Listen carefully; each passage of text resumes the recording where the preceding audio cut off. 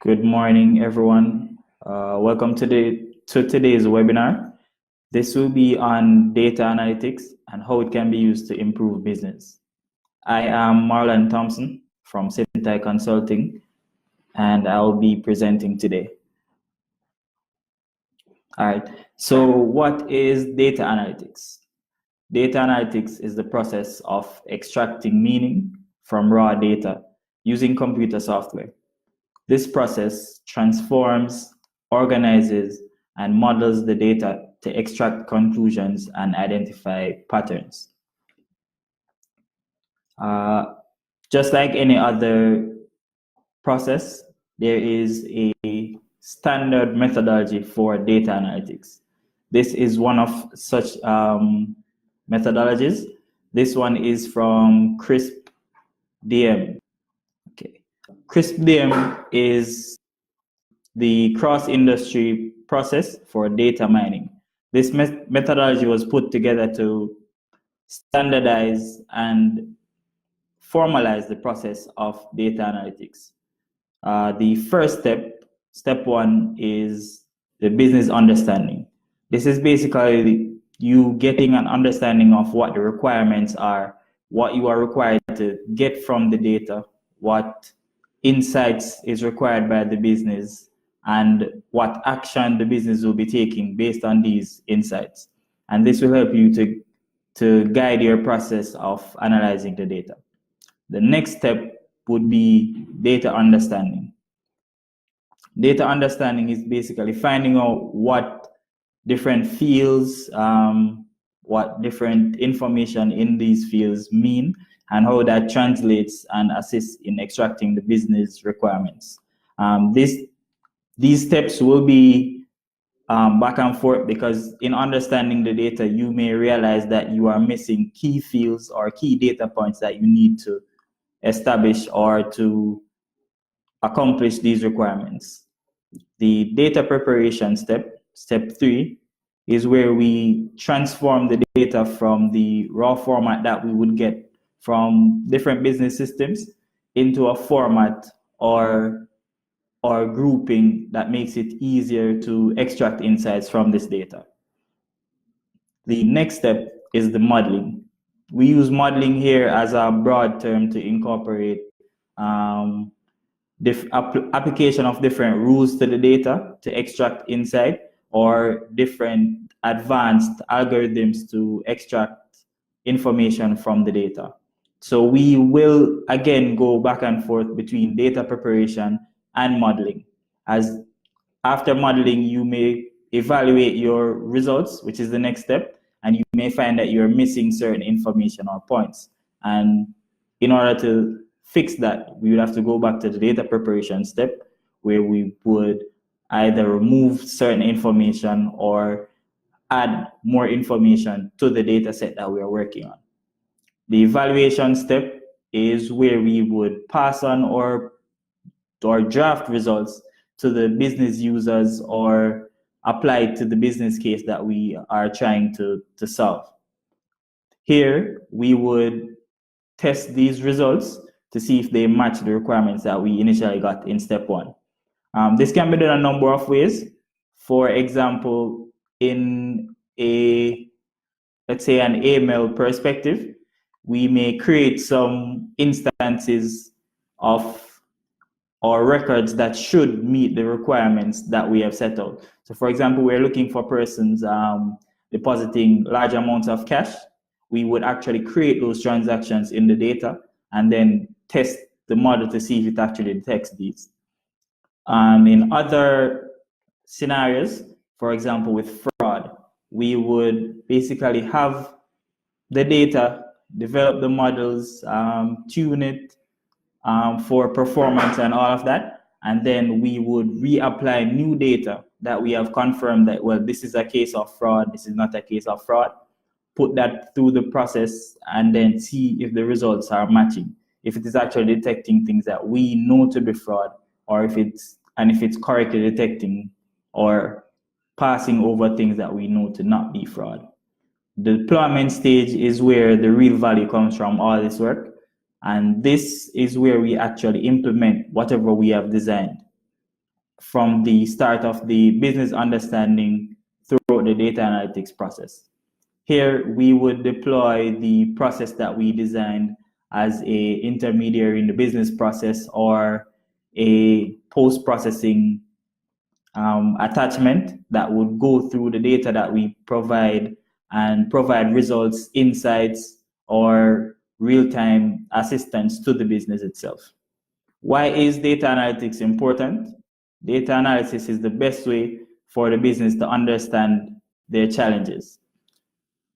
It will organize, interpret, and structure the data so it can be presented as useful information. This context is used to make informed decisions and enhance productivity and business value. So what is the value? Here we're looking at a data to dollars value chain. So we would get this raw data from multiple different sources, perform more analysis, and provide insights. So these insights will be used by the business to make better decisions, improve processes, get more customers through marketing, improve our customer care and customer relations, developing happier customers and more loyal customers, and discover new opportunities that we may not have been capitalizing on before. And from that, we would get growth in revenue, expansion of our profit margins, reduction in production costs or the cost of doing business, and mitigate or monitor or risk in doing business.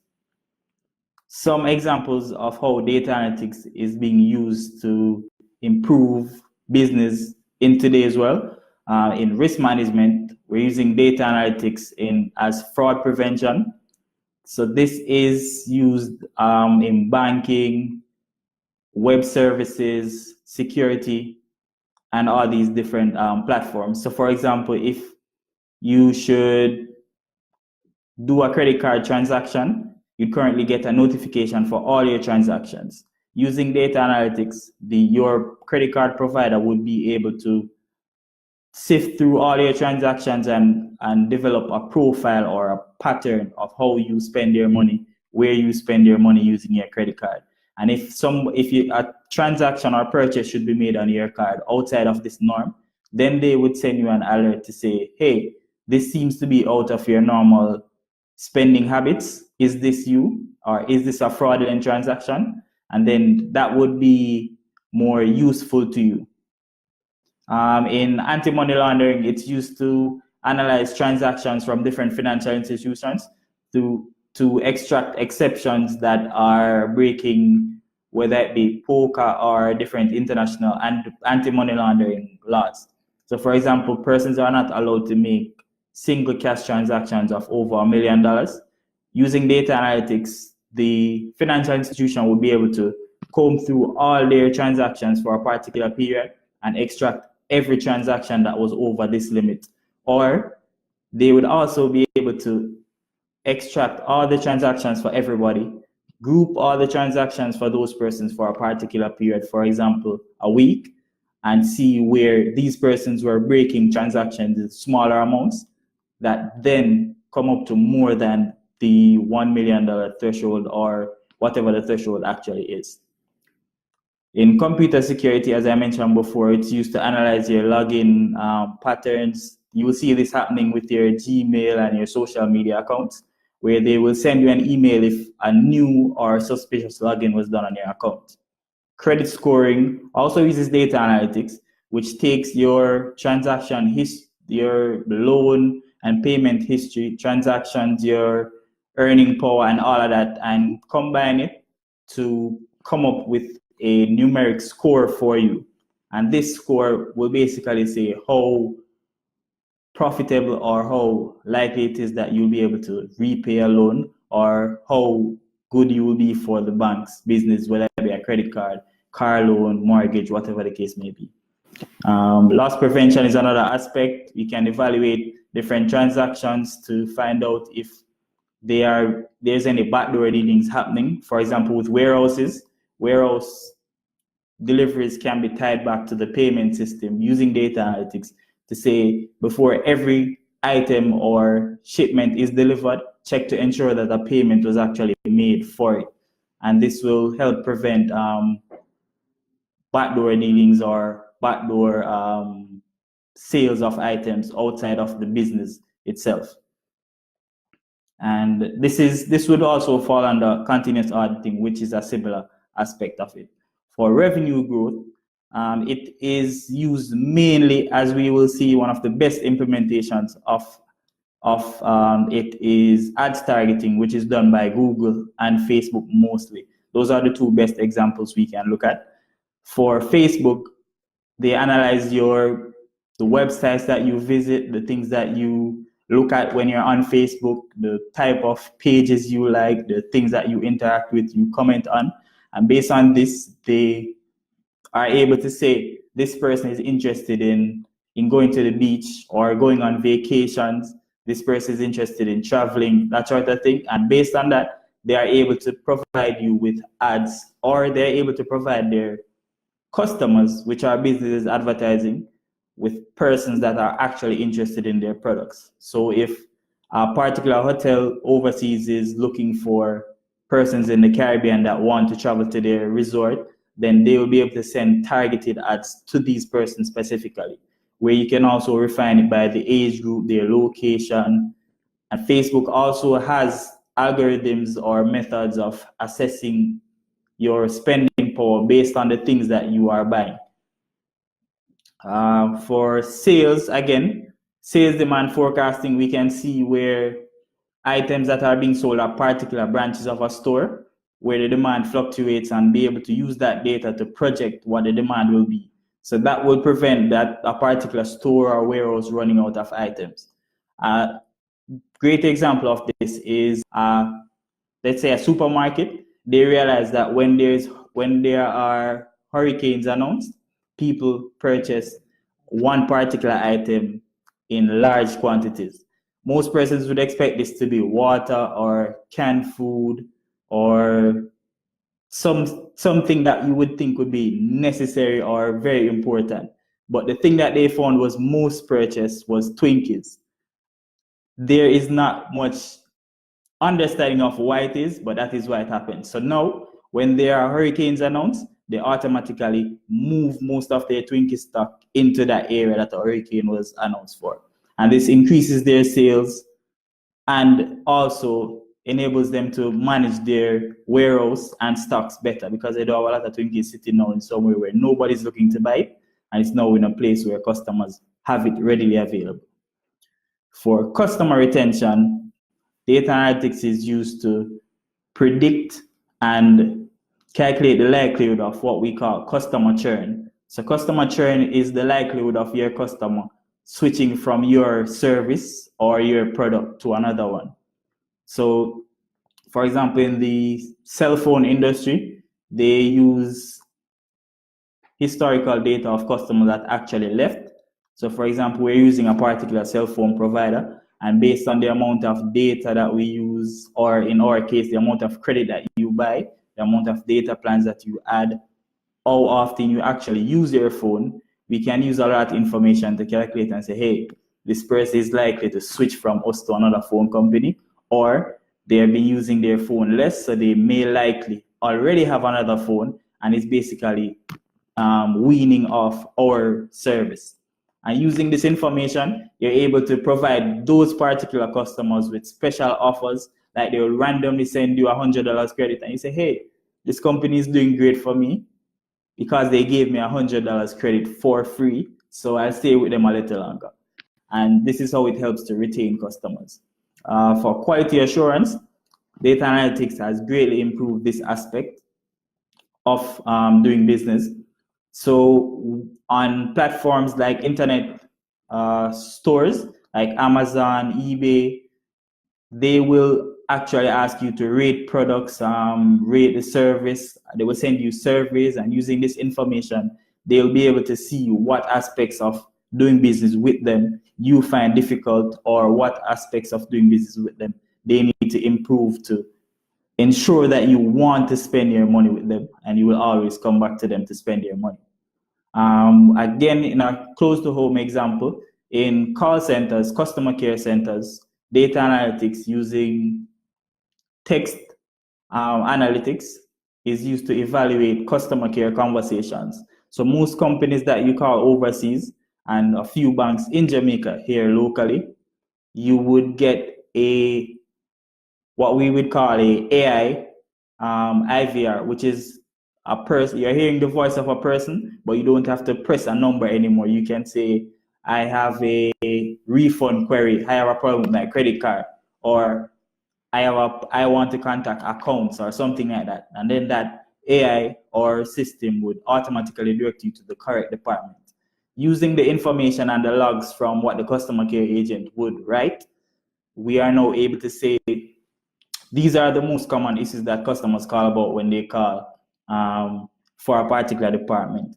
And then you'll be able to see what aspects of your business needs to be improved, and you'll be able to actually grade the experience of your customers with your customer care representatives without you having to randomly sample recorded calls to say, all right, we're taking 5 of 100 calls that this person got this week. You'll be able to analyze all their calls and basically get a sentiment analysis of how that conversation went, to say this customer had a good experience with this agent, or it was medium or not so bad. And that way you'll be able to actually look at all the worst customers' experience and be able to see why that was. And that will give you a better medium of measuring performance of your customer care centers and your customer experience. All right, so how does all of this work? There are a lot of different moving parts and features that come together to give a holistic experience or a holistic product from data analytics.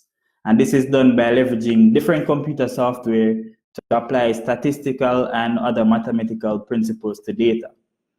All right, so this is one aspect of advanced analytics. We call this clustering. Most of the different data analytics models that are developed will fall in one of the 3 categories that we're going to look at after this. The first of which is clustering. So clustering is a technique of grouping items or persons or records together based on how alike they are. So for example, here on screen we're seeing this is an Amazon webpage. We're looking at a particular product. This was a earphone.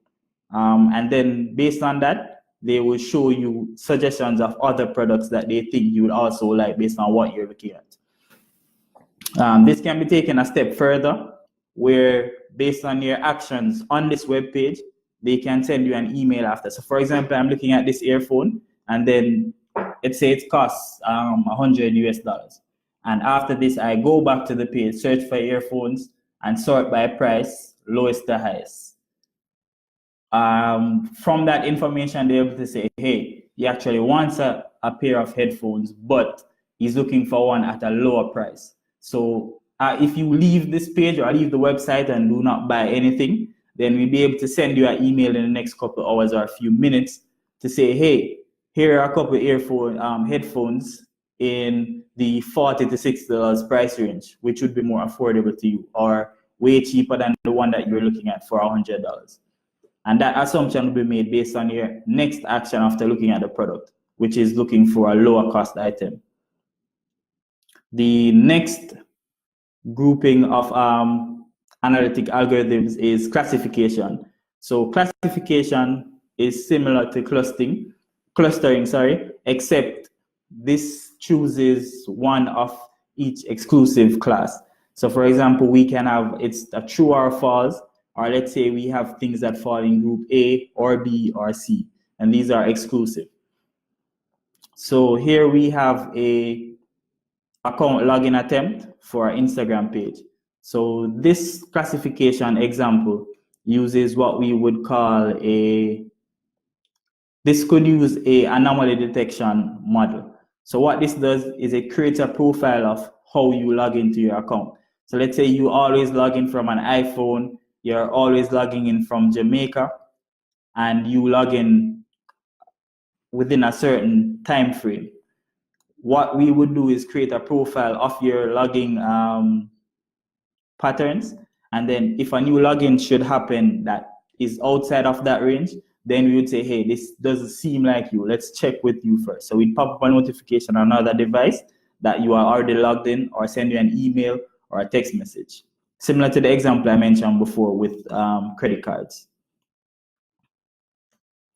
For different groupings of items, there's another algorithm that we call K nearest neighbors, which is, as the name suggests, it looks for the things that are closest to the example that we are querying.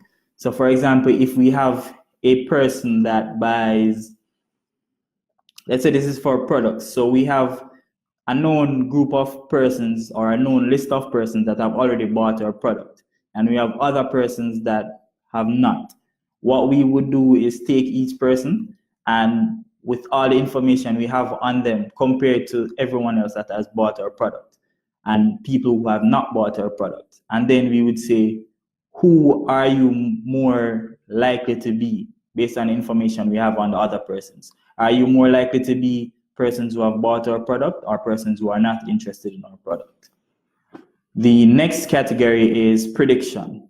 So prediction uses historical information, and this predicts specific values or numbers based on that information.